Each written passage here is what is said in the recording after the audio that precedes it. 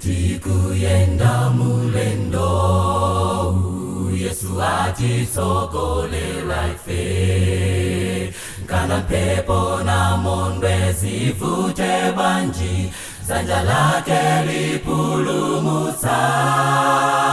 ndiye mombolo tuozizwitsa mene dziko lilasochera tilimbike kuima patantwe lija tantwe latu Yesu Kristu yo Yesu ndiye potawila patu zozigozimo ulendo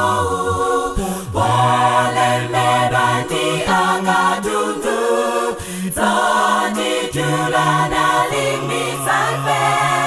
dana adane angachuluke sitichita santa ponse mumavuto anzikoli yesadi siyatoka zikolino mavuto ngambiri maudani ntenda ndimfa